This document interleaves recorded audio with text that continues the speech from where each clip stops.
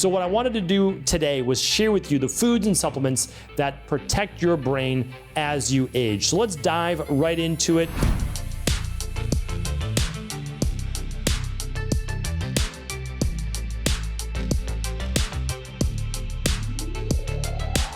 All right, everybody, we are back. Brand new Cabral concept. Today, we're going to be going over essentially a part 2 from last week, the foods and supplements that help protect your brain as you age, meaning they increase the brain-derived neurotrophic factor.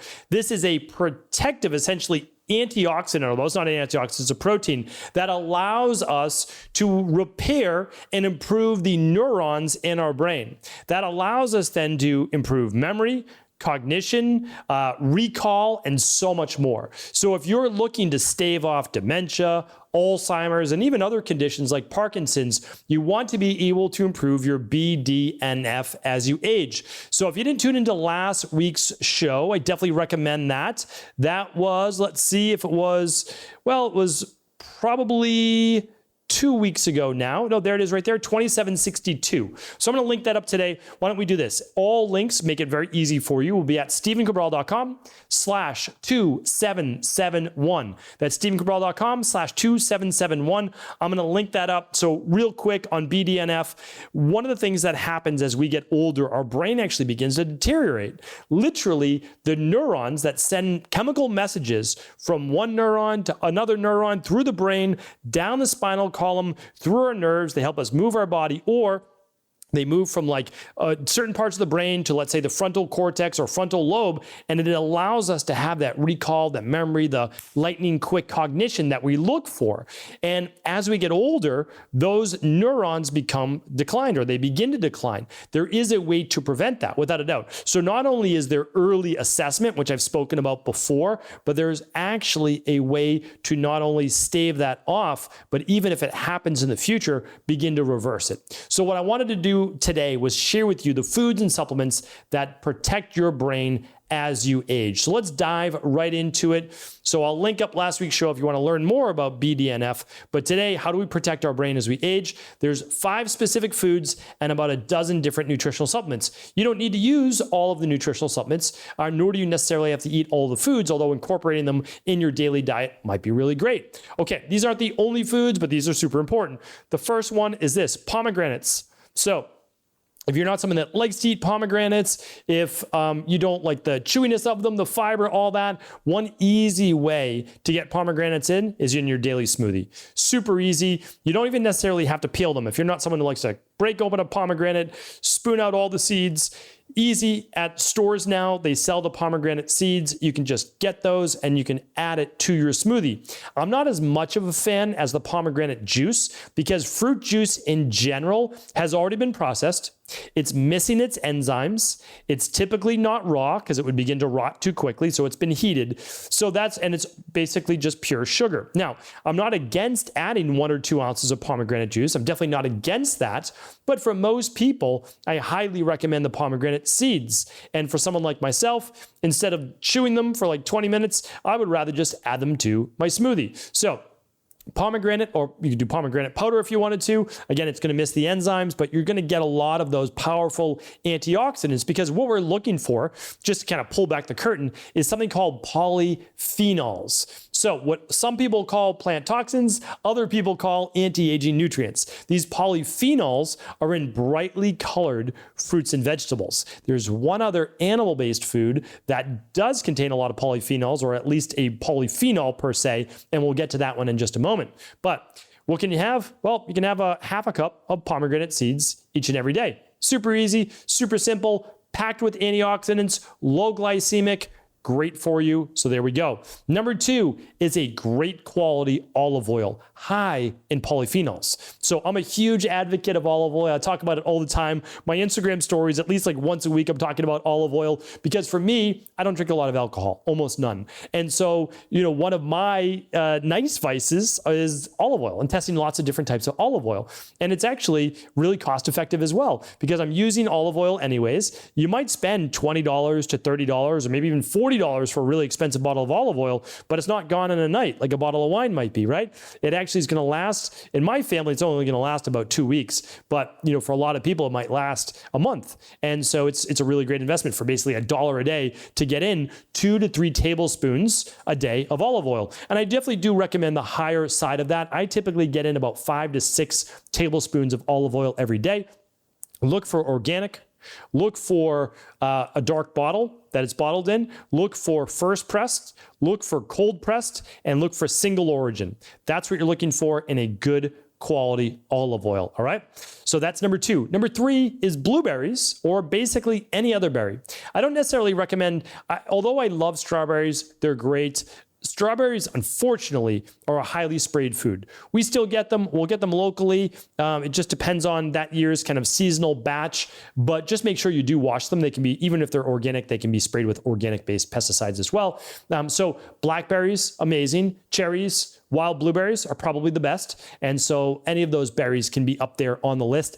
I would say shoot for 1 cup every single day. Now you can have 2, I'm not against that either, but aim for 1 cup. Even if you're on a lower carb diet, your 1 cup of wild blueberries, they're low glycemic, absolutely amazing, and I definitely recommend them. Again, you can add that to your 1/2 cup of your pomegranates in a smoothie each and every day. All right. Number 4 is going to be, we'll talk about the protein one. So this one's a little bit of an outlier, but omega-3s are impressive when it comes to boosting BDNF. And omega-3s come from fish oil. Now, you can get them from vegan-based sources, but they don't have the same exact effect in the body.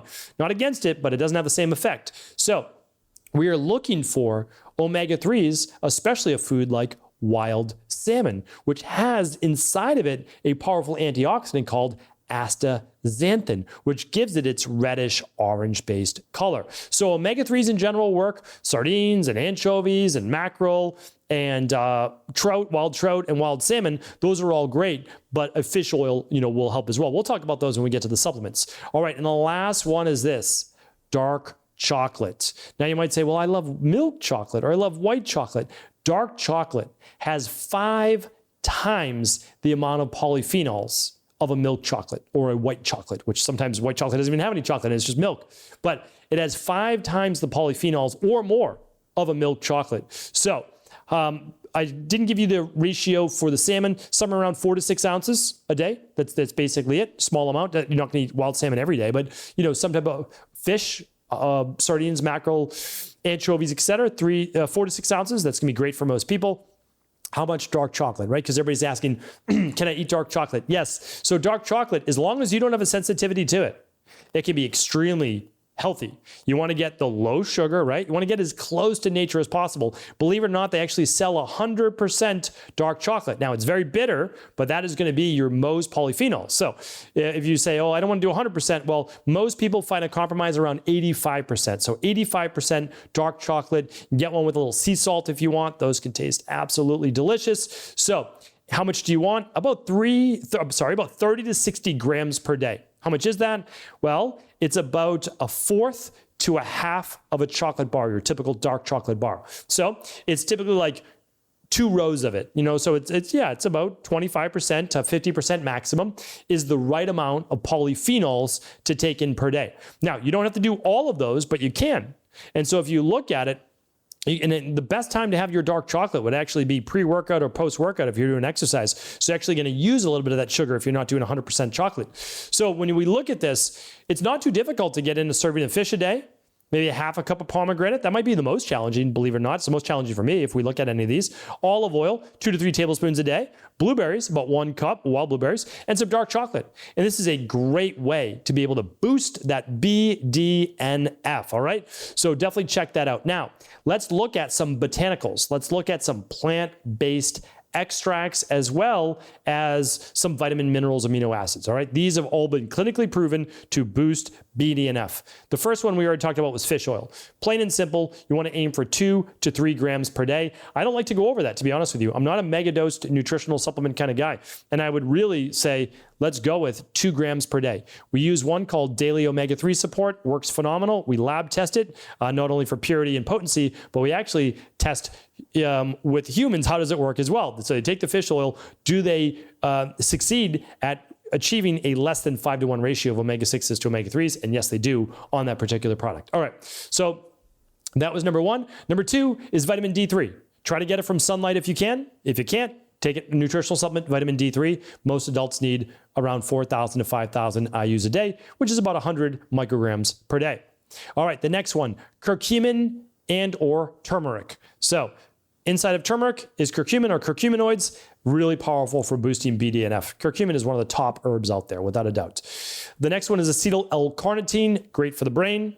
Alpha lipoic acid, amazing antioxidant and much more, great for glucose levels. Melatonin, powerful anti-aging hormone, helps with sleep and so much more. Again, melatonin can actually allow for then more reserves of serotonin as well. Glutathione, powerful antioxidant. Some call it the master antioxidant and detoxifier in the body. Sulforaphane from broccoli seed. It's a big one. Grape seed polyphenols. So you can take it as a supplement. You can actually take grape seed extract. Not grapefruit seed extract, which is to remove harmful gut bacteria, but actually grape seed extract, which is different. GSE is different than GFSE. All right, coffee. I put it in the supplement column because basically it is a supplement, right? When we drink, which I'll talk about the next one, well, why don't I just talk about it now? Green tea, you're not eating the tea leaves, right? You're basically taking this as an extract, as a supplement. Matcha green tea, phenomenal. Coffee, you don't overdo it in terms of the caffeine, but it can be really powerful, which I'm going to actually share with you more next week, so stay tuned for that.